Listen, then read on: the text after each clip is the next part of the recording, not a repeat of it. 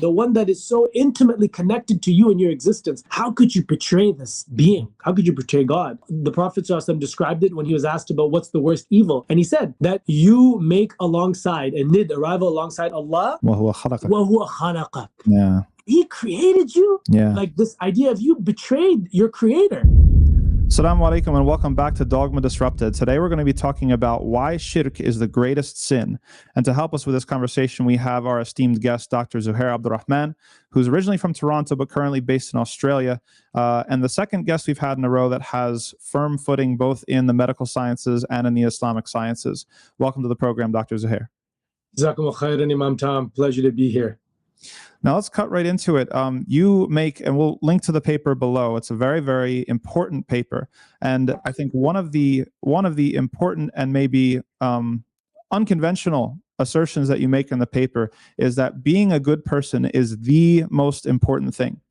And why this is sort of unconventional, or I think a lot of people would raise eyebrows about it, is because if you're asked the average person on the street in the cultural West, whether it's North America or Western Europe or Australia, New Zealand, what's the most important thing in life? They would not come to this conclusion. They would not say being a good person is the most important thing in life. It is maybe pursuing your happiness, doing what makes you happy, following your heart. So why is being a good person the most important thing?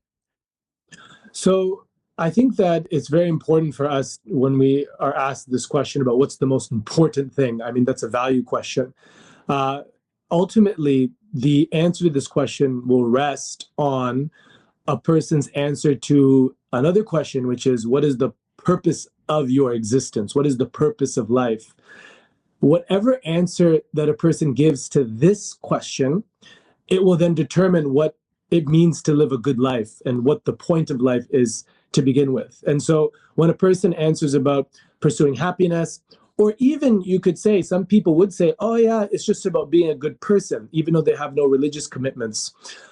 They actually often would have failed to really answer that base, more fundamental question, which is, well, what's the purpose of life? Because when you say what is good, what is bad, or living the good life, these are relative terms. Good and bad are relative terms to an agreed upon purpose or an objective. Like if we use these terms in a non-moral setting, and I think I give this example in the paper. If we use these terms good and bad in a non-moral setting, which we often do, like with games or with sports, chess or basketball, whatever it may be, we'll say, oh yeah, that's a good player, or oh, they're doing that's a good move, or that's a bad move. Mm-hmm. The only reason we could use those terms is because there's an agreed upon unified objective of the game. And so whatever move or action a person did to facilitate the objective of the game, so in the case of basketball, because you're from New York, right? So New York, right, yeah. Basketball is big in New York, also in Toronto as well. A person does a good move, it means that they've facilitated that team to be able to get more points and accumulate more points and to defeat the other team or in defense. Mm-hmm. And so imagine if there was a game with no point and purpose, no point system at all. They just literally had a group of people around a circle and they're just throwing a ball around. You wouldn't be able to say, oh, it was a good move. Why? Because there's no objective and there's no purpose.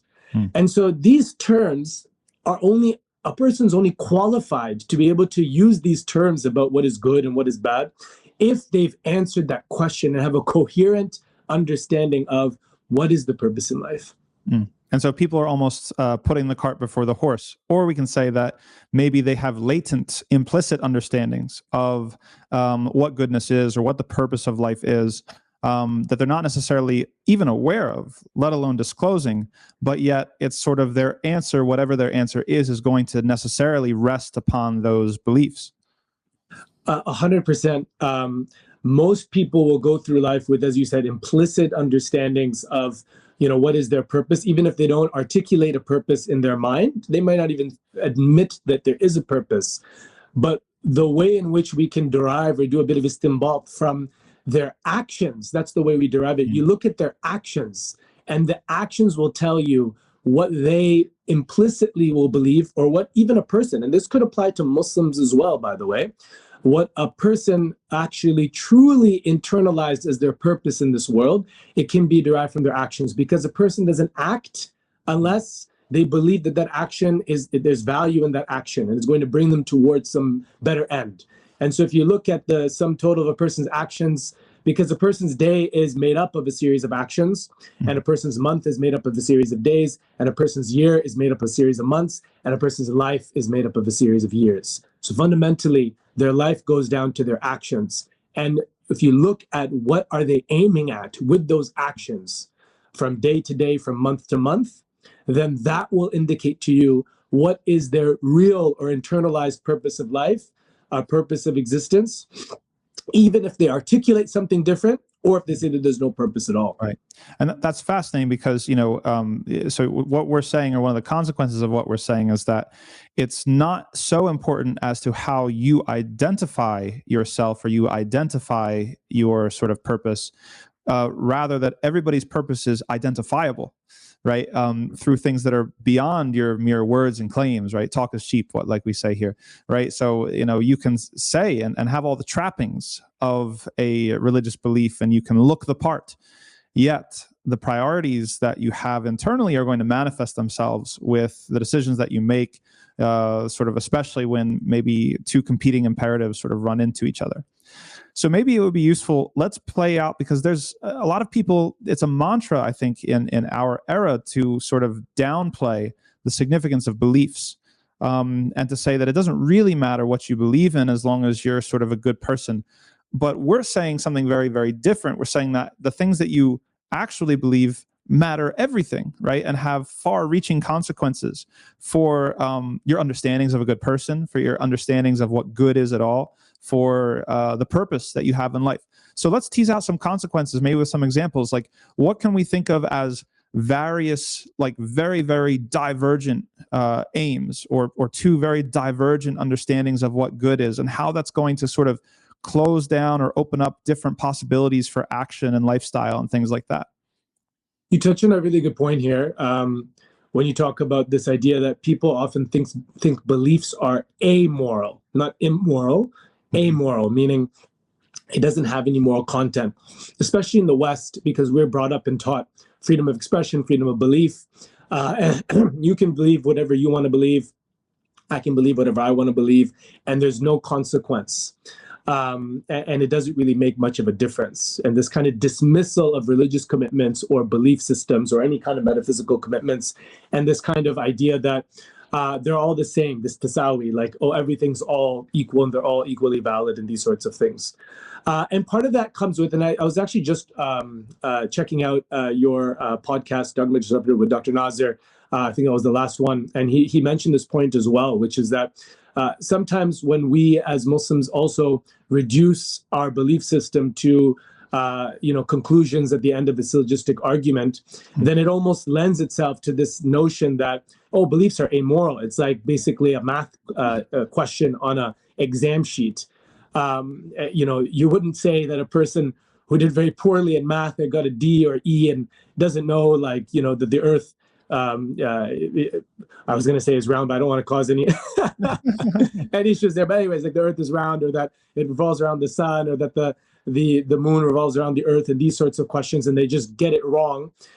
This does not possess any moral content.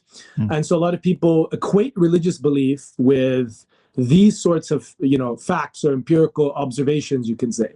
But the reality is that the types of beliefs we're talking about are not just moral, they're the epitome of what morality means. And they have very strong consequences. And we understand this. I mean, when people carry racist beliefs, or they believe that one race is superior to another race, white supremacy, or these sorts of things, people call people out for that type of belief, actually. Right. And they might have not done anything. They might have actually discriminated or said, within the law, we can't do this, but this is what I believe. People say, you're a horrible person. For what? For believing that. And are willing to sever relationships, whether, we can't be friends anymore, or even with family. Honestly, this happened in the wake of George Floyd and protests in the United States, where racial issues, became much more front and center and much more talked about in an explicit way. Even family, it split families apart. The people not willing to continue relationships with people. And obviously, we don't condone that. In a sense, Islamically, you have a certain duty to maintain your relationships with your family.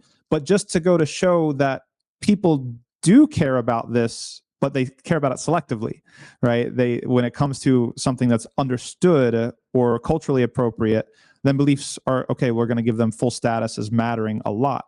But other beliefs are not read or not legible as significant in that sort of way. That's kind of what we're saying.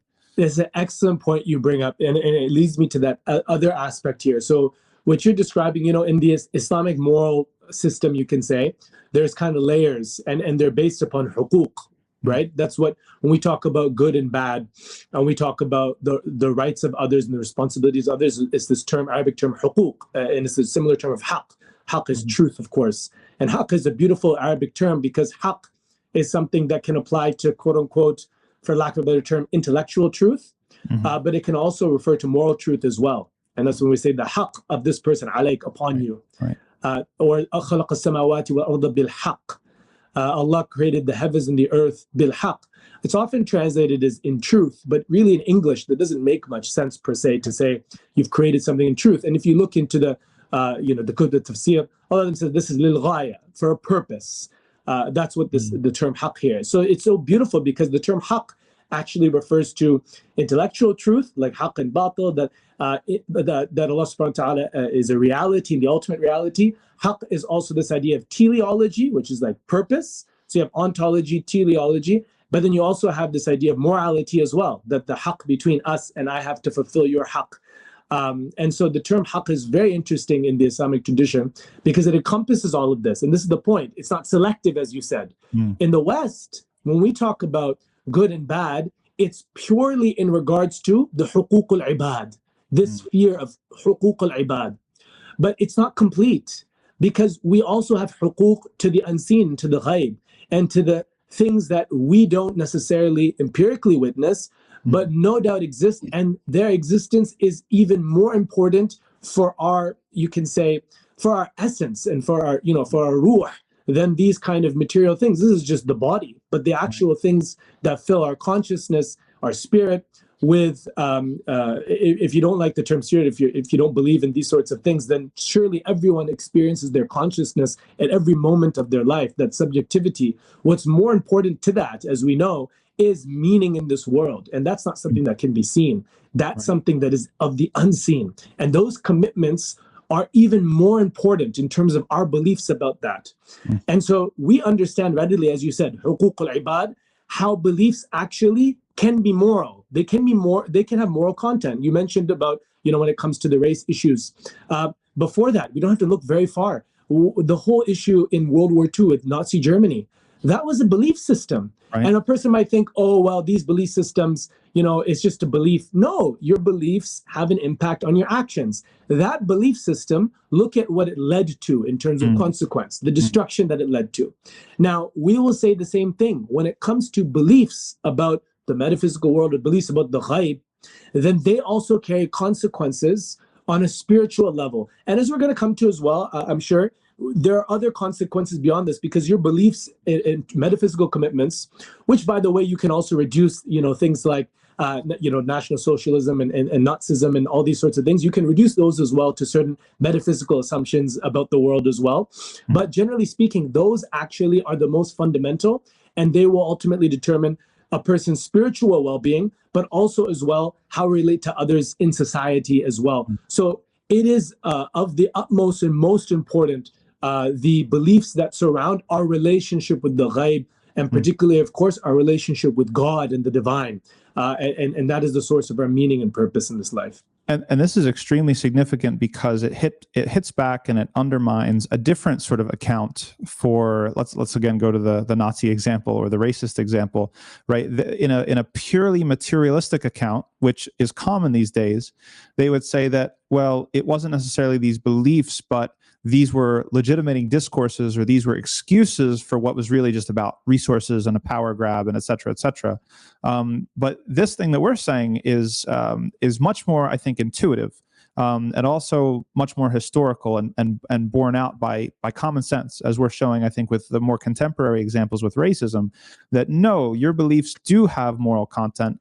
That doesn't necessarily mean, and we can talk about this later perhaps, some people might be overly sensitive, right? Not every single difference of belief is going to have the the amount of consequences that believing in racism or believing in white supremacy is going to have. Some beliefs or some differences in beliefs might be less consequential than others, but it would be a logical error to then conclude that therefore there is no significance or very minimal significance to these sorts of beliefs. Another thing that sort of, that occurs to me when we're talking about sort of how do we get this way, and I think in a bit we'll talk more about the selectivity and upon what grounds people are choosing, or if that's a good word or not, they're choosing to care about some beliefs, and they're choosing to not care about other beliefs.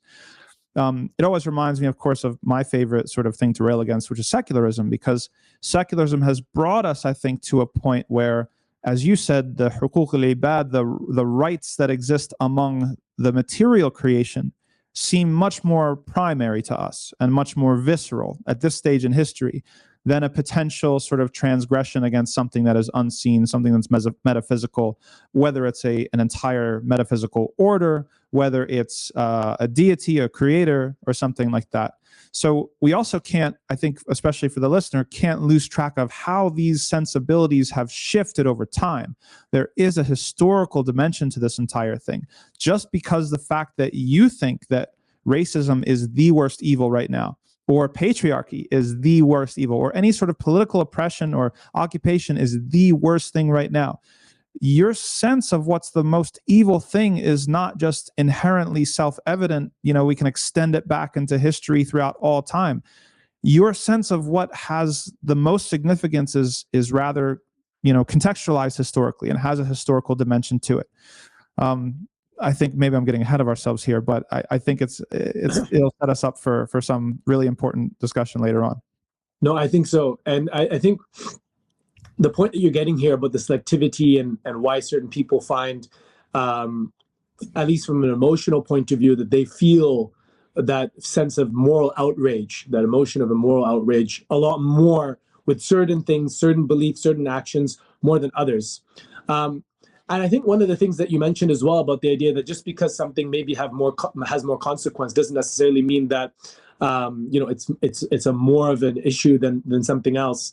And that touches on, I think, an important, and I think I mentioned this in the paper, which is that there are various different ways that a person can conceptualize kind of morality. I mean, consequentialism is a school or a madhab, you can say, a moral philosophy that essentially states that the determination of good and bad is based upon the consequences. But there are other madhahib, you can say, deontology, this idea of it looks at the intentions behind the action. And this is something that was very popularized by Kant, and the idea of the categorical imperative, this idea that if you act in a particular way as if it is a universal principle, that everyone acts. And so it doesn't necessarily look at the consequences as much as the action and the intention behind it. And then you have virtue ethics, of course, as well, which isn't looking at the consequences either, but is looking at this action, what quality can it be derived from? And so the idea of developing virtue as being the most important thing. And so many different ways in terms of conceptualizing this, and this is at least within the Western philosophical kind of schools. And it's interesting because you can find, and at the end of the day, none of these completely kind of, you can say, surmise what morality is, especially from an Islamic point of view. And that's because, as you said, everything is focused on the huquq al-ibad and nothing in the more fundamental layer, which is necessary. And we mentioned this at the beginning of this podcast, necessary in order for there to be huquq al-ibad. You have to have answers to the question of what's the purpose in life. Why are there huquq of the ibad to begin with? What gave sanctity to these bags of atoms and molecules and particles, stardust just arranged into different areas and places? If you are a philosophical naturalist, there are no huquq al-ibad. You're making it all up in your mind. And then you go on and then you say that this is the way that, this is human rights and this is the good and whatnot, completely disregarding and neglecting and doing i'rad of the deeper and most important question in a person's life, which is, well, what gave humanity and human beings this sanctity? And it's so interesting that they speak about these things with such sanctity and such value and sacredness, and they've denied the actual sacredness in this world and the source of that sacredness. They are trying to achieve justice, but they've completely denied and ignored the most just, al-muqsat. Yes, they state that there's beauty in this world, but they've completely denied al-jamil, the most beautiful. They talk about kindness and compassion, and they completely denied ar-Rahman. Not only is Allah subhanahu wa ta'ala, God, the actual possesses these qualities in the most highest divine sense, but Allah subhanahu wa ta'ala and God and the divine reality is the only way in which we can even conceptualize these things as existing. And so failing to do that is deeply problematic on an intellectual point of view. And as well, as we argue in the paper, this is the greatest evil. And this is a very intellectual kind of way of describing shirk. Of course, shirk is idolatry. But in essence, it's the idea of giving the rights of Allah to other than Allah. And so you have given the rights of Allah to other than Allah. And this is one of the modern manifestations, you can say, of shirk or of idolatry in this regard, and neglecting God. Yeah, that's tremendously significant and very well articulated. I think what we're saying, or maybe a consequence of what we're saying, is that every other sort of moral framework can simply be denied at face value. You say that, hey, you're a human, I'm a human, that means we should treat each other nice. I can just say, no, it doesn't. It doesn't mean that. That's not what it means to be a human. Like, what significance does it mean that you and I are human? It's contested territory. And so you have somebody who, is some sort of, maybe they're a liberal humanist, and they'll say, well, it does mean this. And then you'll have someone who's, more evolutionary skewed. It's like, no, we're enemies, we're rivals, we're competing for resources, right? So there is no guarantor of meaning. There is no agreed upon language or agreed upon anything through which we can arbitrate and separate out between what is good, what is a human being, what's the implication of being a human being. This is a curveball I threw to Dr. Nasser, and I'd like to hear your response to it too. And I think it will bring us into the idea of ultimate truth and evil, and why shirk is the ultimate evil, much more beyond anything else. To what extent are these false beliefs? Are they simply intellectual failings, or to what extent are they moral failings? Sometimes we think of false beliefs in an evidentiary sort of sense. Oh, the person didn't get the right amount of proof, I'm going to present them with proof, and then once they see the proof, they'll believe. Unfortunately, it never really works like that, or at least seldom, a lot less frequent than we want. We find that there's this moral dimension of somebody has a moral inclination or disposition that lets the truth stick, or results in the truth just rolling off the person's back without being taken seriously. So to what extent is a false belief intellectual, and to what extent is it perhaps moral? What a profound question. And I think this question is so important to really shift our understanding, or I guess you can say our paradigm of truth itself and beliefs as well. We aren't ChatGPT, we aren't artificial intelligence, we aren't AI. There isn't an algorithmic process that our brains utilize in order to generate its beliefs, its feelings, its ideas about the world. And this is something you see in the Quran. When you look in the Quran, it's so fascinating. The deeply psychological dissection of humanity is absolutely incredible in the Quran. The Quran does not fall into the lies that human beings put forward, that, oh, they'll just believe, what's logical and what's rational and what makes sense to them. Allah subhanahu wa ta'ala, I was, one of the stories with Shu'aib alayhi salam and his people, they respond to him, La nafqahu kathiran mimma taqulun.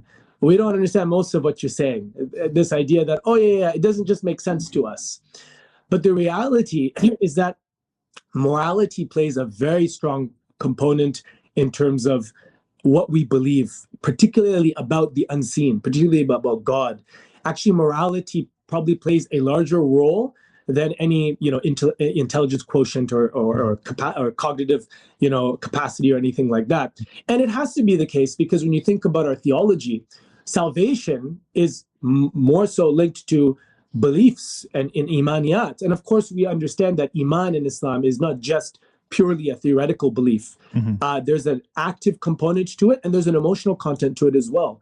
There's as we all know, when you look into theology and you look into the concept of iman, they say that it's qawlun bil lisan.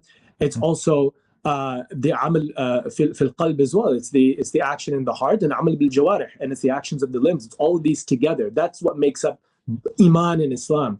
Iman is an expression of what's inside, and so it includes belief and action and these sorts of things. So belief from the I mean, in an English setting, it's purely a theoretical concept, and this is another one.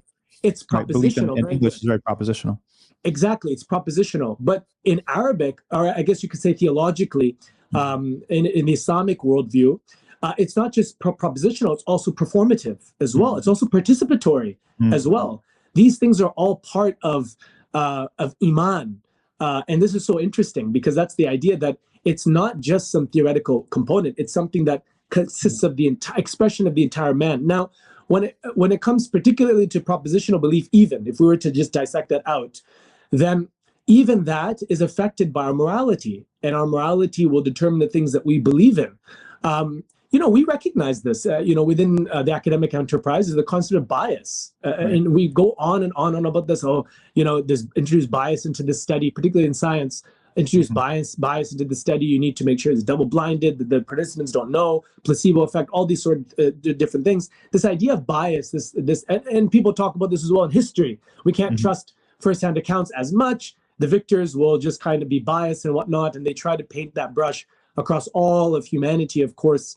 And that's why there's this distrust as well that the academy has towards what's in the history of our primary sources, not realizing that there could be a generation of people like the Sahaba who are so scrupulously truthful in regards to things. But this assumption that, everyone's biased and has self-interests and whatnot that will then color their beliefs about things. I mean, this is already understood. And so same thing with this. I mean, a person's belief about the religious aspect actually tells you a bit about their moral kind of qualities.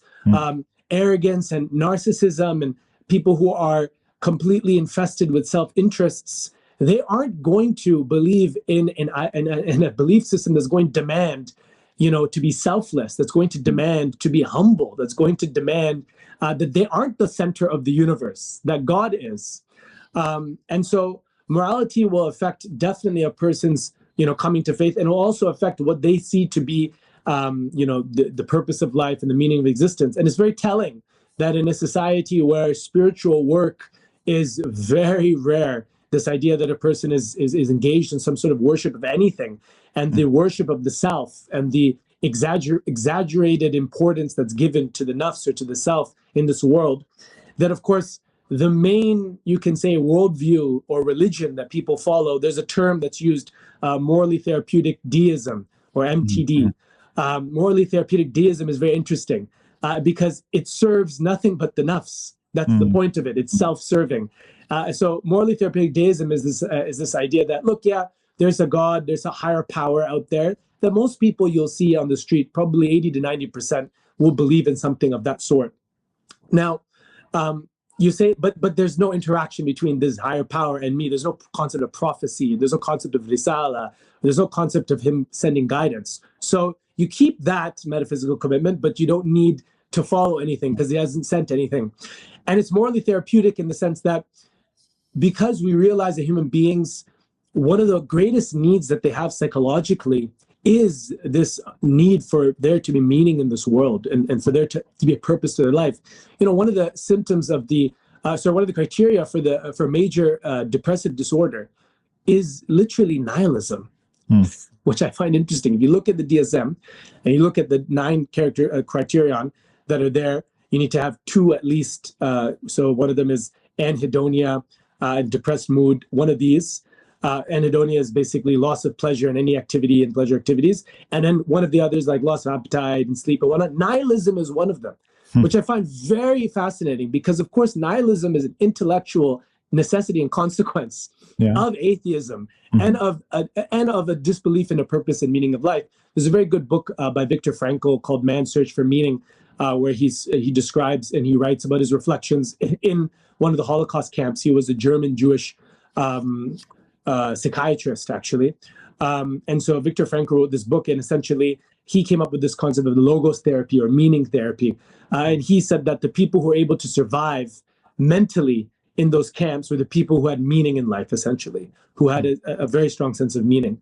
And so we recognize that meaning is the most important need of the human being. When you talk about Maslow's hierarchy of needs, that's something that's actually missing from that hierarchy. And is one of the criticisms that people lodge against it, which is that actually the most important thing is meaning. If a person has no meaning, they won't even be interested in that first level in the Maslow's hierarchy, which is the physiological needs. They won't be interested because for them, life and the choice of living and the choice of participating in the physiological dance of life, of having to meet your needs and eating and consumption and all these sorts of things, that choice, that value choice, basically, it's nested in this idea that life is worth living to begin with. And in order for life to be worth living, it has to mean something. And so meaning is actually at the essence of it all.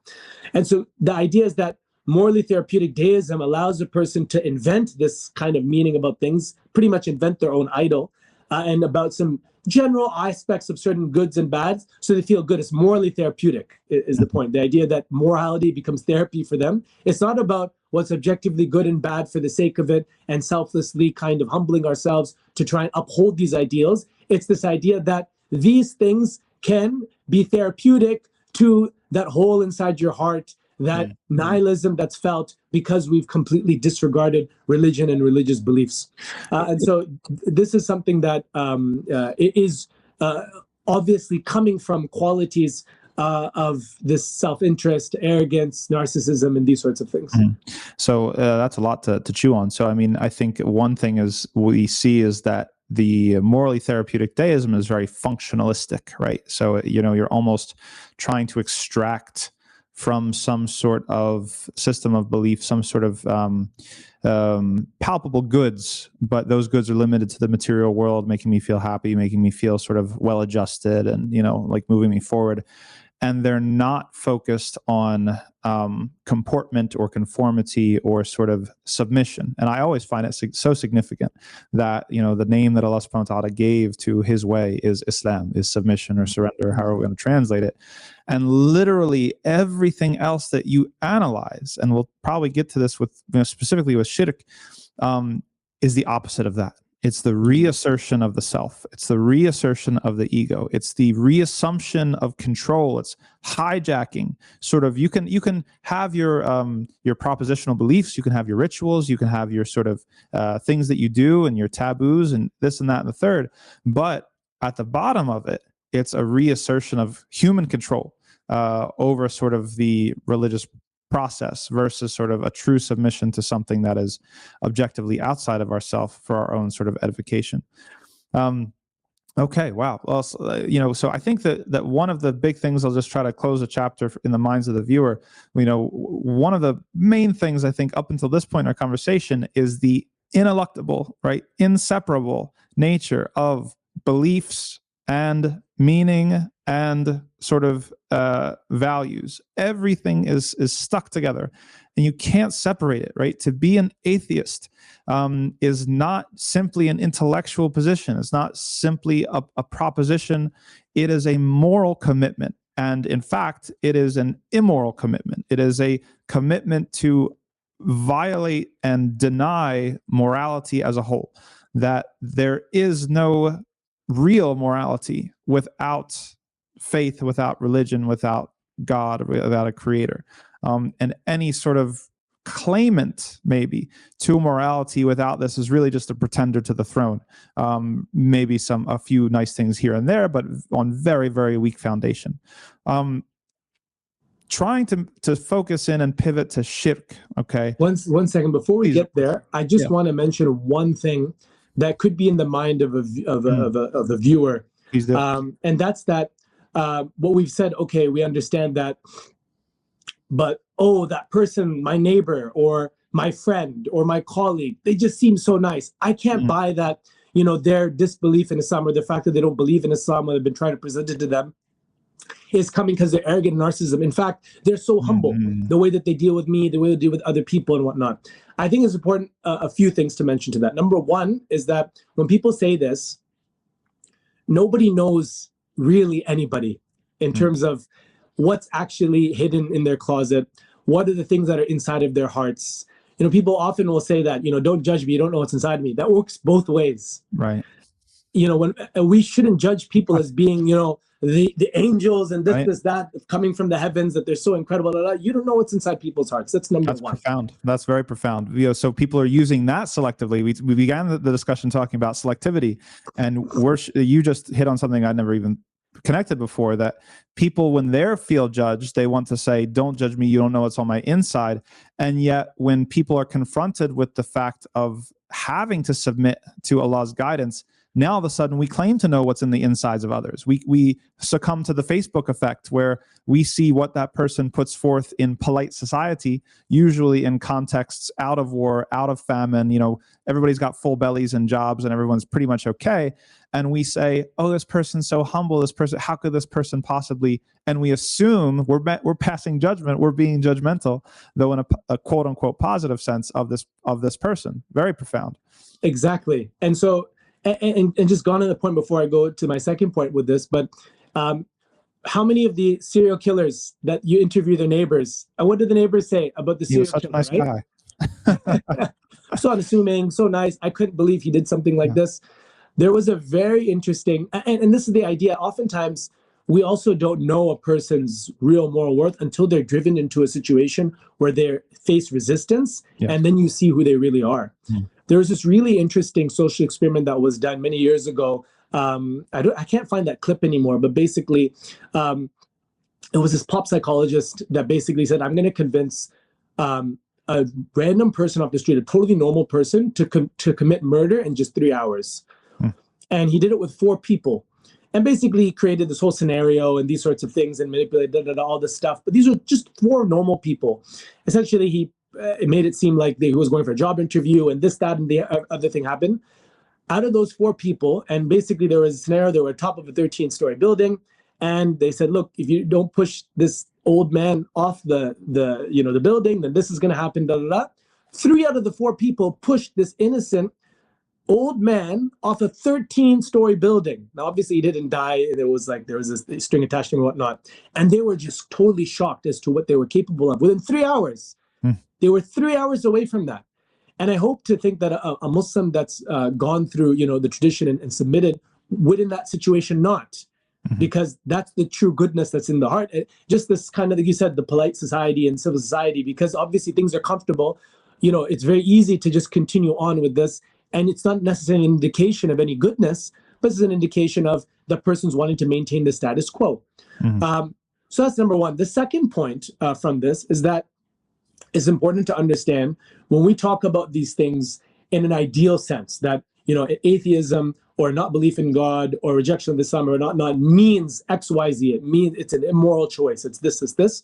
We have to also understand that it's quite possible that there are muwani' or barriers for a particular person in a different situation, udhu bil jahl and these sorts of things, like excuse of ignorance and whatnot. But this is not something that me and you get into. This is something that we leave to Allah subhanahu wa ta'ala. Yes. And so we don't need to then think about, what we said and then think, oh, well, I don't know if it's a moral choice because this person is this. No, number one, you don't know. Don't judge, as we say, don't judge. And that means that absolutely both ways. And number two, we leave that decision to Allah in terms of their judgment and their fate in the next life. And in this regard, that you're trying to kind of go into and whatnot. I'm not going to get into salvation and these sorts of things at this stage. I believe there might be a paper, I think, on Yaqeen. I'm not sure about this issue, but the point is that these are things that are red herrings that we kind of popular in our minds with this exception or that exception. Don't get confused with these little exceptions that your mind can conjure up. But focus on the actual principles that we mentioned. And I think you summarized it greatly, or you summarized it very accurately there at the end. Yeah, no, very, very well done. Because I think one thing that happens, and we see this a lot in the West, where people react emotionally to Christianity, right? And Christianity, either a very real wrong that was done, or even a theological wrong, right? A theological mistake. and then they make a category error and they sort of assume that this represents all religion, and so they emotionally react to it, become an atheist or style themselves as an atheist. And so it's not really as simple as we're talking in as you said, highly idealized ways, just to distill certain really important principles. And there's a hadith in Sahih Muslim where the Prophet ﷺ talks about a man who he tells his children to basically cremate him and spread his ashes, right? And then everything's brought back together upon resurrection, and Allah subhanahu wa ta'ala questions him about his doings, and he only did it because he was tremendously fearful, like he was just trying to avoid. And so many teachers that I had, and also classical ulama, they point to this hadith and say, look at how this person, they committed kufr, they doubted in the ba'ath, right? They doubted in the resurrection and all these other things. The qudra of Allah.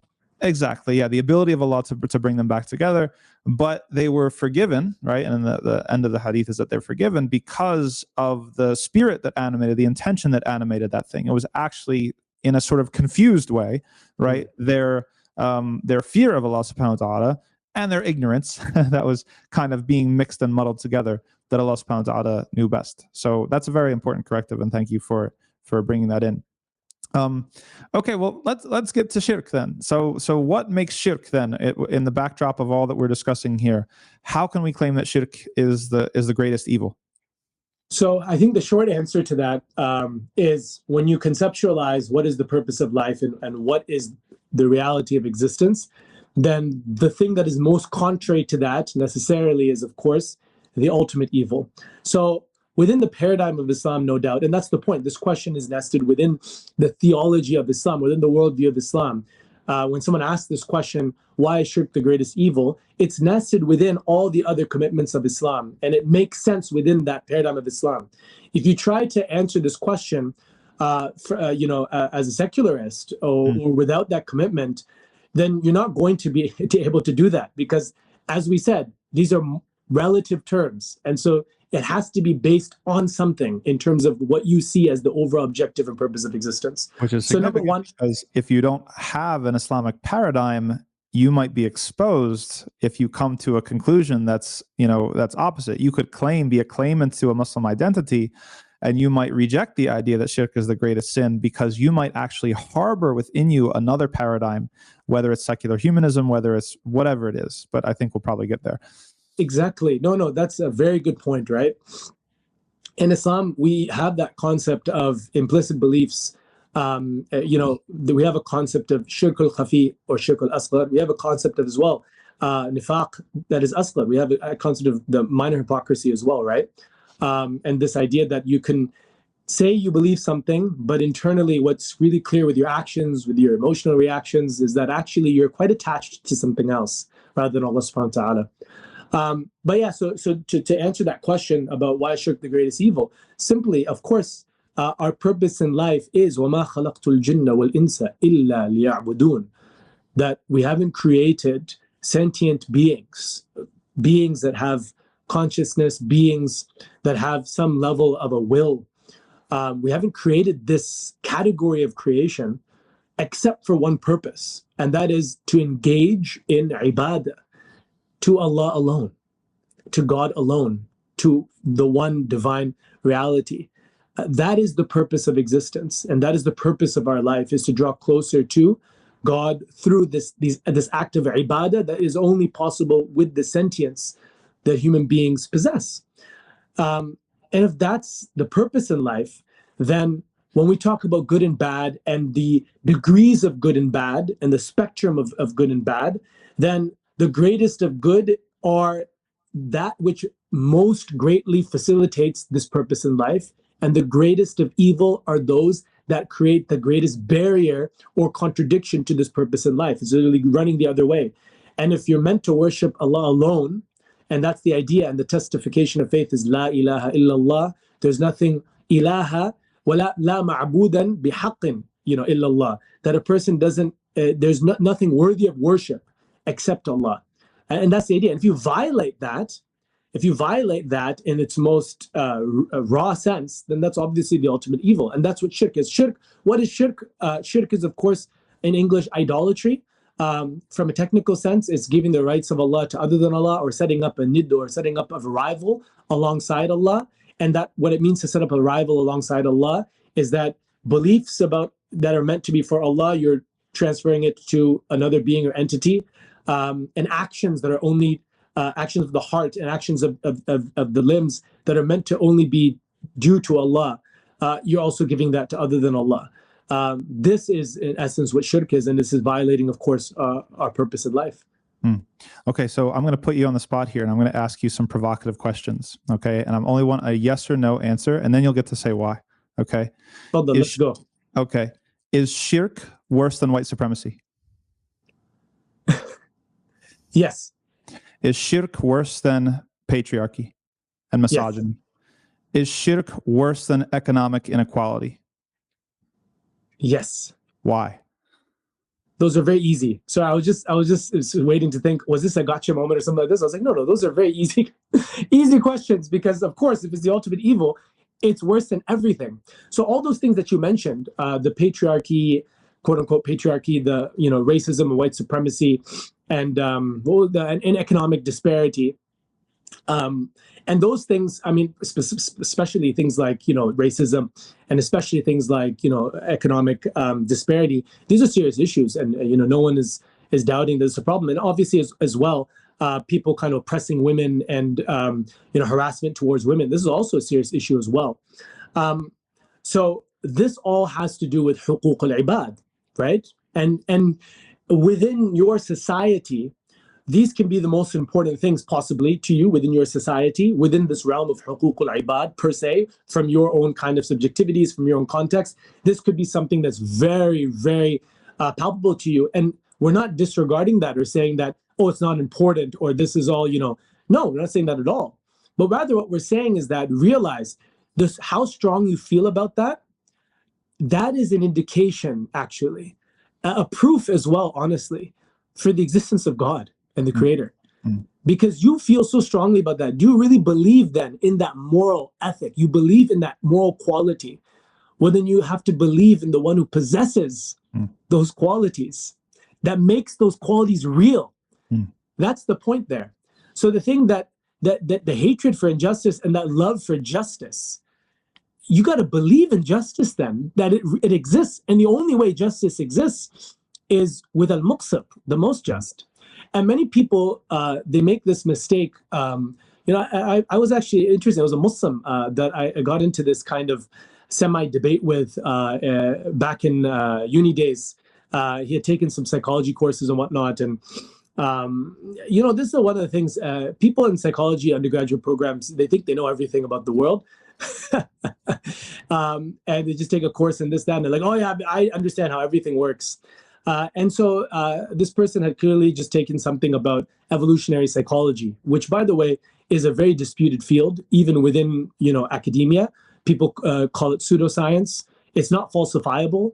It's very much, everything is ad hoc. And evolutionary psychology is basically trying to say that the various kind of behavioral temperaments, the ways our society is structured, the ways human beings think, all these sorts of things are reason or rationality or emotions.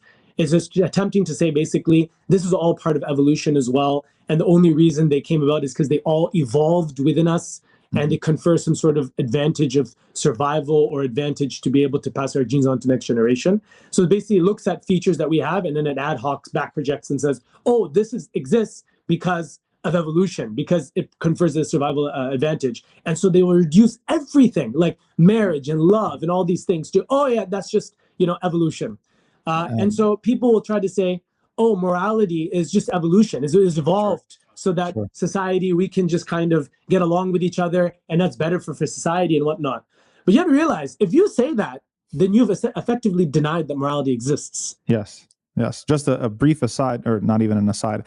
There will be a future episode, I think, inshallah ta'ala, where we investigate red pill ideology and how it is complicit with evolutionary biology, or significantly rests upon evolutionary biology. And I'm so happy you said that. I'm so happy you said that. I'm so happy that you guys are going to discuss that, because that was the first thing that came to mind when I was looking at the set of ideas. And I said, this is literally like, it buys into that same picture. Anyways, so the point is, going back to your original question, and from this about, economic disparity and whatnot, shirk is worse than, all these things, because firstly, I mean, from an intellectual point of view, none of those things are wrong if the base and the bottom is the disbelief in Allah, which is, it can be conceptualized as a type of shirk. But even those that then, profess that you can believe in multiple gods, because then, of course, you can believe in many different things in gods and whatnot that can justify whatever practice that you want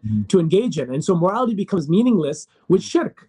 And so, of course, it is a higher level of evil and a higher level of dhulm and oppression and injustice. And that's not to at all kind of devalue, of course, how horrific a lot of the violations of the huquq al-ibad is. But fundamentally, those things are not wrong at all if there's shirk underneath it. Those things only become wrong in the most real sense. And by the way, it even confers a greater sense of urgency and a greater sense of morality and value with tawheed at its bedrock. How can you do that to another servant of God? How can you do that to the creation of God? When it comes to God created, I mean, when you think about racism, when it's squared with tawheed, that's a very abhorrent belief relative to tawheed. Allah has created it's insulting to Allah. Right? He has diversified our tongues and our colors. And you're going to say that this is now deficient somehow, that God, na'udhu billah, made, some deficiencies in this, that, or the other, without any authority from him. Anyways. Yeah. No, that's extremely well articulated. And I'm just going to repackage it in a second here. I think that like what you're saying, or what we're saying, is that shirk is a meta evil, right? If there are evils such as racism and white supremacy and inequality and these sorts of things, that shirk is a meta evil. It's an entirely different category of evil, that the sort of fight against the other evils is not even possible in a framework where shirk exists. The allowing of shirk to exist undermines any ability to call or condemn or push back or fight against any other evil, which is why every single question, and I apologize for being provocative, but any provocative question we can throw out, the answer is always shirk is worse. Shirk is worse, because if you don't take care of that, then you don't have any grounds to say that anything else is evil, if you don't take care of the tawheed shirk sort of binary here. So that's well established, mashallah, very well, very good. Are there any, we want to also, some people, they have a doubt, maybe it's like, okay, well, shirk is very abstract, okay, like what's sort of the punishments, right, or the negative consequences, right, that are going to happen, for the existence of shirk or the practice of shirk. And so most people, they think about the afterlife. We've talked in a sort of abstract way about, this life, about some sort of consequences that can happen when it comes to undermining the ability to call anything else wrong or immoral. Are there any other sort of palpable, tangible, because in Surah Luqman, Allah subhanahu wa ta'ala says that shirk is dhulm, it's oppression, dhulm al-azim, it's great oppression. And for a lot of people, moderns, when they hear that language, it's very jarring and counterintuitive. How is shirk like such an oppression? They're used to looking at it as just a belief or a cultural practice or something. Is there any other sort of palpable circumstances or examples where we can show people how shirk is, in fact, the greatest oppression, and shirk actually has not just after you die effects, that it has effects right here and right now? Excellent question. So in the paper, actually, I outline the various harms that can come about from shirk, and I categorize them into different kind of types of harm, you can say. And so obviously there's afterlife harm, which we'll go into. But from a social point of view,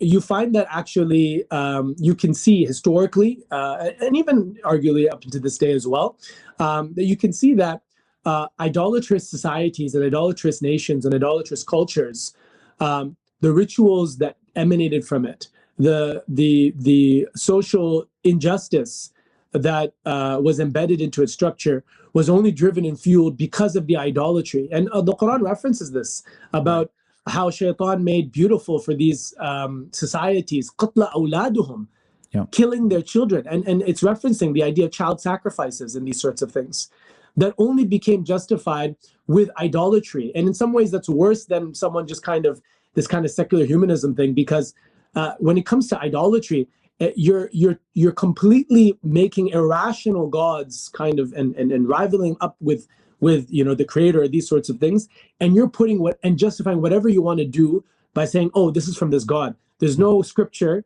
there's no book, and that's why the Quran will mention this many times. There's no wala hudan wala kitabin munir, like no guidance, no book. You're just making stuff up and attributing it to whatever you've created. Names that is so dangerous for society. Think about that. Imagine a society that is able to do something like that. And it probably still exists in some form today, like when you talk about secular humanism and whatnot, you can justify anything.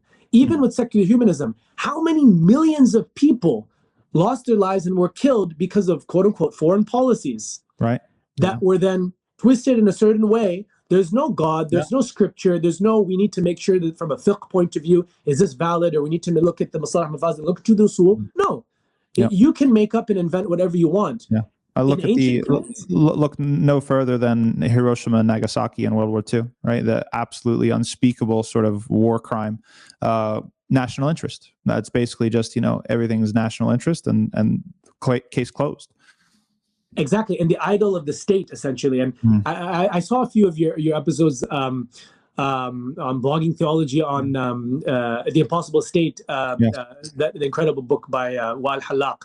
And in that book, he really talks about the idea that the state essentially replaces the idea of religion and these sorts of things, that everyone's general allegiance, ultimate allegiance is to this concept of a state, and in some ways it can be understood as an idol itself as well.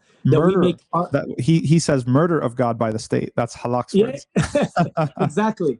And so, but people can commit murder as offerings for the state. I mean, not child sacrifices anymore, but they're drone strikes. That for what reason? For the interests of the state. And they truly are interests of the state, aren't they? And you're serving now this idol that you've carved. We're talking modern now, right? We're talking a bit more modern. The same conceptual idea of a shirk or an idol that we're creating, this idea of a state, and we're serving it and its interests as if it's a separate entity. But when you go into the ancient world as well, and you look at idolatry, it's the same thing. They create these idols, and then everything that they do in their culture, they justify by saying it's based on this idol. That's a very dangerous society, because the most evil aspects of the human nafs can collectively become basically part of the fabric of the society with zero checks and balances at all. It's basically turning a person into God, or giving him the powers, we should say, the legislative powers of God. Because at the end of the day, if we know that in an objective sense, the idol doesn't speak, that means someone has to speak for the idol. And then who's going to speak for the idol? This is such a beautiful point. And actually, it's very profound. And it made me think about the Quran really emphasizes, Ibrahim a.s. story especially, very emphasizes this point about the idol doesn't speak. La yantiqun. They don't speak. This attribute of speech, of being able to communicate to human beings, that is so important. If you take that away, then you are the one that you've created. You've turned yourself into the God in reality. Because the idol's not speaking. There's no guidance coming from the idol. You are the one that's coming up with it. SubhanAllah, beautiful point there. Yeah, mashallah. So one of the things that I found really, really important about your article, and this is kind of pivoting, was your very, very quick breakdown of different ethical paradigms in the West. And you kind of use that. I think we can use that also to look at that even from these different paradigms, you can assess or identify negative consequences of shirk, both in the afterlife and in this life. And I've come across other folks who write about Islamic ethics, and honestly, I was dissatisfied because usually they'll pick one and not others.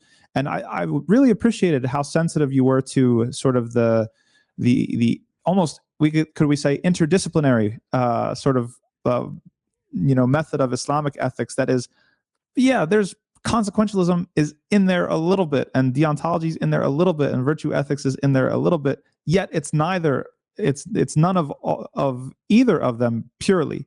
So maybe to bring us home here, we can run through, and you already did a little bit, but to run the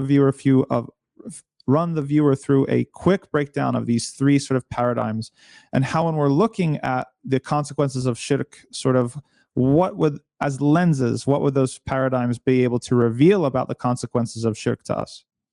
Very, very good. So when it comes to the three kind of main ethical paradigms, if you take any ethics class or you look into the Western ways of looking at things, they'll usually use these kind of three different schools or madhahib.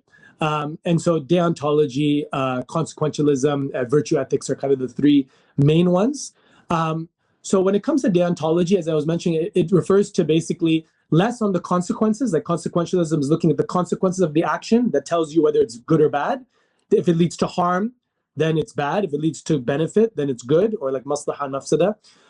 When it comes to deontology, it's not interested at all actually in the consequences. It's interested more on the intention behind it. And it's interested more on this idea that looking for universal moral principles, this idea that if this were to become a universal, if everyone were to act in this particular way, this is what Immanuel Kant called the categorical imperative. Would that be a better society or a better world? And one of the things I mentioned in the paper is that you'll see, subhanAllah, in our tradition, elements of this, but as you said, it does not, and I want to emphasize this, the Sunnah is not subordinate to any of these paradigms. Rather, these paradigms are trying to approximate different aspects of what is ethics, and they're getting a part of it. Right. Each of them has a grain of truth, and that grain of truth already exists in Islam. Exactly. And the Sunnah is even more broad than that. And so the Sunnah, if you look at deontology, the story of the young man who came to the Prophet ﷺ, and he asked him permission to be able to commit zina. Now, it's very interesting here. What was the way that the Prophet ﷺ responded? Now, zina is something that does have consequences as well, harmful consequences. Zina is also something that you can tie to a negative quality as well, about self-desire and whatnot, and lustfulness or whatever. But he chose to essentially highlight to this person the deontological aspect of zina, which is that, would you like this for your mother? Would you like this for your daughter or your sisters or any of the women folk in your family? And essentially, it's that same idea of, what if everyone acted the way that you want to act? Would you like that world, or is that a world that you like to inhabit? And so there's an aspect or an element there of a validation from the Sunnah in regards to this perspective. Now, for shirk, from a deontological point of view, when we talk about this idea that, universal and these sorts of things, then of course, if you violate the purpose in life, and this goes back to the idea of purpose in life, then this, from a deontological point of view, shirk is the greatest evil, because you're not looking at consequences, you're looking at universal principles, you're looking at the intention behind it, and if the intention behind an action or the true kind of value of that action is to contradict and go against the purpose in life from a deontological point of view, then it necessarily is the greatest evil from that paradigm. The second one is consequentialism, which is basically looking at the consequences of an action, and if it leads to benefit, it's good. If it leads to harm, it's evil. And we just spoke a little bit about the social harms, but just from a theological point of view, because this question, as we said, is coming from within the theological commitments of Islam. We believe in an afterlife, and we believe in a heaven and hell. And so if shirk is going to lead a person to hellfire, then necessarily from just a harm consequentialism point of view, then of course it's the ultimate evil, because it's the ultimate harm that can come to a person, is the hellfire. But obviously as well, there's also dunyawi or worldly consequences as well. We touched on some of the social aspects.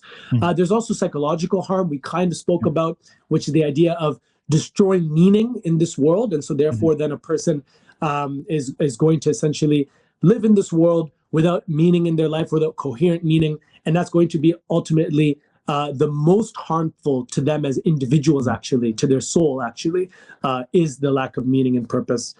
I'd like to stress just one quick thing here, because, in some people at this day and age, in their anti-imperialism, okay, they idealize sort of shamanistic cultures, or what are, idolatrous cultures, and sort of are light on this sort of point because of their anti-imperialist sort of leanings. And I used to be one of those people before Islam, so I really understand where that person is coming from. But in their sort of romantic reconstruction of this particular type of society, one thing that they neglect to see is the oppression that idolatry, it leads to when it comes to people not knowing the clear rules of where things are coming from in society. People who we talk about the worst of taboos and fetishes, the things that, are a matter of life and death for people. When we're talking about human sacrifices, we're talking about, and the paranoia and the tyranny, sort of the psychological tyranny of not having that sort of clarity of, there's one God and he is sort of, these are his qualities and he's merciful and he's etc. and he's legislating and here are his rules. The lack of clarity results in a sort of existential paranoia that we can't lose simply because of our anti-imperial, anti-colonial sensibilities. So I just wanted to stop right there and touch on that. No, that's a very good point that you mentioned, and I do see that as well. And it's that confusion. I mean, you can advocate for certain cultures and indigenous cultures and these sorts of things and the atrocities that happen to them, without having to then go in and then try to then justify and idealize and basically say, oh, this is better than any other kind of religion that was out there and these sorts of things. So Jazakallah khair for mentioning that point. Mm-hmm. I'll mention as well in consequentialism, before I go on to virtue ethics, is the idea that even after everything we've said up until this point, a person, I think, would be intellectually convinced that shirk is the greatest evil, especially within an Islamic paradigm, and particularly if I'm a believer, that completely makes sense. There's no other way to kind of look at it. But they'll be feeling, wait a second, but why is it that if I look at another crime, a serial killer that's on the loose, or a person who's done certain kind of predatory kind of acts against women, or heinous crimes that are absolutely abhorrent and inexcusable, why is it that I feel this more like this moral outrage more towards these things than shirk? The one thing I want to emphasize here is that a person's feeling towards an action is not necessarily an indication of where that action is on an objective moral scaling. Rather, a person's subjective feeling towards a crime that occurs, whether it be shirk or whether it be another sin or whether it be a crime against humanity or whatever it may be, those that subjective feeling is not based upon the actual scale of good and bad. It's not a reliable indicator. It's not a thermometer that you put in a person's mouth and it'll reliably tell you the temperature of your internal temperature. Rather, your emotions are complex and they're embedded in a network of memories and internalized ideas from family and culture and all these sorts of things that then produce that natural emotional gut reaction to something that you see and something you personally feel very strongly about. But don't confuse that with the actual objective magnitude of an evil, which could be different. Now, this incongruence between your feeling and the actual weight of that moral crime relative is going back to the level in which a person has internalized that actual feeling and belief in Islam. And the more and more a person has a stronger love for Allah subhanahu wa ta'ala above anything else, then more and more the idea of shirk will really hurt them inside, will really give them a sense of pain and whatnot, that people are committing shirk billah. And Allah references this regarding the heavens and the earth, that they say that, that Allah has taken a son, and the heavens and the earth and the mountains almost crumble and shake and are destroyed, that they say that God has taken a son. This is the emotional reaction of the inanimate objects around us, actually. And so the idea is that the more and more iman is fostered, the more and more there's going to be congruence between our belief system and our actual emotional reactions to things as well. And I'll highlight as well that when, a person, if there's, when you look at the crime of adultery, for example, right, this ultimate act of betrayal between spouses, if you were to ask a victim of adultery, how they feel about it, that feeling of hatred towards that action is going to be very high. If you ask a person that's maybe committed it and as maybe like, theirs is going to be a lot less, because they're going to then justify it with different things. Oh, there's two sides. Oh, sometimes this, that, and the other. Two very different emotional responses to the same action. It was an entanglement, right? It was just exactly, but it has nothing to do with an objective. Exactly, right? But it has nothing to do with an objective evaluation of how evil it is. But it has more to do with who you are as a person, your story, what you're bringing to that particular action at that point in time, what that's evoking within you. And human beings in general, by the way, will of course feel more strongly about crimes that could potentially impact them personally. Now, when they hear about a crime that sounds like that's harming another person, why do we feel so strongly about it? They say this could have been my kid, that could have been me. Yeah. Yeah. That's the reason. It's coming from actually a self-interest, a layer of self-interest. Now, I'm not saying that that's all it is, but that is what is pushing it up. And when you talk about shirk is not something that, is not something that's readily harming another person. It's what a person's doing in their home. We talked about the consequences that come from it, but it's not as immediate. And this is why, from an Islamic law point of view, there are punishments from a social point of view for murder and theft. There are no punishments for shirk in and of itself. A person committing shirk is not, there's no punishment for shirk. And that's interesting, even though we're saying it's the ultimate evil. So this is the idea that we have to understand this dichotomy and whatnot, and how we feel about this. That's for the preservation of society to function and whatnot. That doesn't mean that it indicates the objective moral value of it. Right. So just to end off with virtue ethics. So virtue ethics is this idea, of course, that embodied virtue is what it means to basically get at the good. And so they're about the qualities that we want to inculcate, habits of goodness and qualities. And obviously vice is something that's evil. And so when you look at what is the quality that makes anything evil, I think one of the interesting ideas, Dante mentions this as well, but I think there's some truth to it, which is this idea of betrayal. Betrayal being at the root of everything. And even from an Islamic paradigm, when we talk about morality, it's the violation of a haqq, right? It's the violation of a right, which is ultimately the betrayal of a responsibility that was given to you. And ultimately, Allah subhanahu wa ta'ala gave us the amana. Inna aradna al-amanata ala as-samawati wal-ard wal-jibal fabayna an yahmilnaha wa ashfaqna minha wa hamalha al-insan. That this amana was given to insan, this trust or this responsibility was given to do what? To be on this earth and to obey the commands and stay away from the prohibitions of Allah, to worship Allah alone. This was the amana given to us. This was the trust and the right.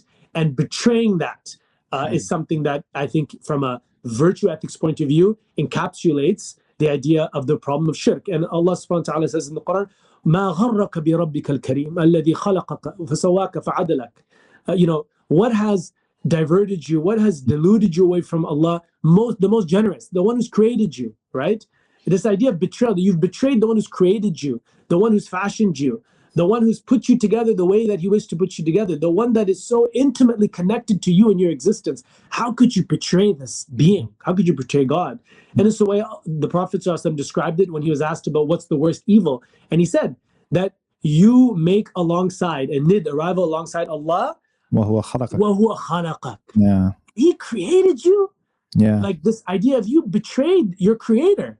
Even in English, we before it was politicized, we had the term infidel, right? And that was accurate in this sense, is that we're talking about its fidelity versus infidelity. To not believe or to choose to reject, probably better language, is an act of infidelity and ingratitude of the highest order. SubhanAllah. And I know you mentioned this point as well with Sheikhna Tahir Wayed, Dr. Tahir Wayed as well. This idea of fidelity. And I think it was a very beautiful point that was mentioned there, because you can really surmise this idea of being loyal to, something. And that's the idea. You've betrayed that loyalty. And so when you look at any relationship, betrayal is always the worst thing that you can do in that relationship. We just talked about adultery. If you ask any married couple, that's right, like Brutus, Caesar and Brutus and everything. Exactly. There you go. You're Italian descent, aren't you? Yes, that's right. Yeah. There you go. And so, what did he say? What was the? You too, Brutus. Like, yeah, because you too. Yes. Handled by the betrayal. You too, Brutus. Remember in elementary school we had that. We had to act that out in like grade 3 or something like that. You too, Brutus. Anyways, so when regards to this, any relationship, the worst evil within any relationship, embedded with is betrayal. And that is any evil that's happening, you're betraying something. And the worst is when you betray the relationship altogether. By what? By bringing someone. What is adultery? It is the worst thing, arguably the worst thing that a spouse can do to another spouse is actually adultery, right? Is actually betrayal in this regard, where you basically take another lover or whatnot in this regard, and there's no marriage, there's nothing, and you essentially betray that relationship. All the expectations, all of the understandings, all the trust, everything is betrayed. Exactly. And of course, to Allah belongs the highest example. But now when you talk about the paradigm of your relationship with Allah, you are now betraying that relationship by bringing in another God. Yeah. And by making a rival with God. And so I spoke about in the paper that you can look at the magnitude of the betrayal based on two things. Number one, the one that you're betraying, and the magnitude of the one you're betraying, and the magnitude of what has been given to you as a trust. Right. Yeah, and it's I think it's important to notice here, not just because somebody is jealous, right? Yeah. So exactly. we have this misunderstanding that and this comes, I think, as a consequence of Christianity, that people are like, well, God is a jealous God, and he's almost like comes across as someone who's needy because he doesn't want you to worship anything else than him. And there's the complete opposite of the reality. It's actually a condemnation of you and what's inside of you, that you would betray an entity of such a high magnitude who's given you so much. Has nothing to do with jealousy on his part. It has something to do with the rottenness in your own soul that you would even consider doing such a thing. SubhanAllah. Beautifully said. And Sheikh Muhammad Shinawi, actually, he has a beautiful paper on why does God ask us to worship him. And he really emphasizes this point that God doesn't need anything, right? And this is a very fundamental point in Islamic theology, that God is al-Ghani. He doesn't need anything. He doesn't need our worship, but rather worship is prescribed for us because it's beneficial to us. And same thing, when it comes to shirk, it's not that it harms God in any way, our betrayal, but it harms ourselves. And this is so beautiful. Then the question is, well, people ask, well, why does God care so much about shirk and mention these things that, it's just between him? Can he just forgive it and let it go? Right. The point is that we need to understand this isn't some choose your own adventure type of thing. Like, oh yeah, this person, he did some bad things, but that's okay. No, life is serious. Life is serious, and the choices that we make are serious. It's not a joke. And that's what Allah says in the Quran. He didn't create the heavens and the earth la'iba, and just play and amusement. This is a serious matter. It's bil haqq. There is a reason behind it all. There's an amana, there's a trust here. And so part of God's names and attributes are this aspect that he is the just, and he is the one that avenges against evil, against dhulm. This is part of who he is. This is who God is. And so there's going to be consequences if you engage in actions that are objectively unjust, objectively oppressive, even if they're not harming God per se. The point is that it's based on the values that you're showing. And the fact that God is warning us and imploring the human being to essentially submit to him and to avail themselves from the punishment of the next life, that's an indication of God's pure love for us. Because he doesn't need to. There's zero harm that's going to come to him. It doesn't detract from him. Yeah, exactly, at all. Why should he care? He cares because he loves us. Exactly. And that's the beautiful thing. Those descriptions of hellfire you see in the Quran, and those vivid descriptions, are an indication of God's love for us, that he doesn't want us to fall into that. And that's incredible when you think about it, because every other type of love in this world that you've experienced is mixed in with self-interest, because there's benefit and harm in regards to that. There's benefit that you bring to the relationship, and there's harm that could come if anything happens. And so there's necessarily self-interest there.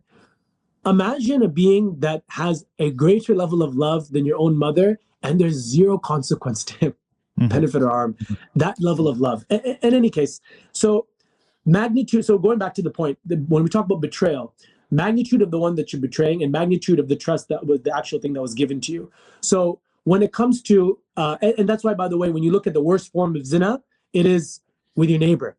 Right? Because there was expectation. There was expectation. Because the aspect of trust, exactly. You've not just violated a trust, but you violated this trust that is essential to society's functioning, which is the idea of a neighbor is not going to steal your property. And in very particular thing is not going to then steal your woman, right? This is a very important aspect of trust there. So that's a huge aspect of trust that was violated there. That's why it's the worst. So when it comes to shirk as a betrayal, when I dissect it and look at it, magnitude of the one that you are betraying, there's no greater magnitude than Allah subhanahu wa ta'ala. So from there already, that's the highest level. And magnitude of the thing that you're betraying is your purpose in life. What can be greater trust than that? And so from that point of view, from a virtue ethics point of view, this is the greatest vice that is essentially manifested from shirk and from idolatry. MashaAllah. So that's basically those three: deontology, consequentialism, and virtue ethics. That's excellent. Very, very, articulate exposition of everything here. And I think perhaps we should wrap it up and finish on this. I think that one of the things that came across in this discussion that we've had today is how the things that you say can sometimes be incongruous with the things that are on your inside. And you put it really well when you were talking about consequentialism, about the need to minimize that gap, right? We have a telos, we have an aspiration that this gives us.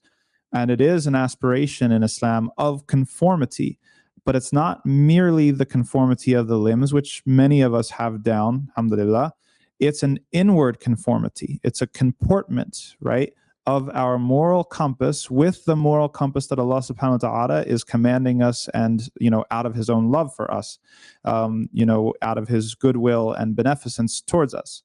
So you should take these things as sort of diagnostic markers. If you find that you find yourself having sort of a moral reaction or a reaction to something that is not maybe completely in sync with how Allah subhanahu wa ta'ala would have it. Either you put too much moral energy or emphasis on one thing, or not enough on another thing. If it's shirk, for example, that you, just like everybody else, you have a little bit of work to do when it comes to trying to minimize this gap and work on yourself to bring your will in line with Allah subhanahu wa ta'ala's wish for you and for the creation.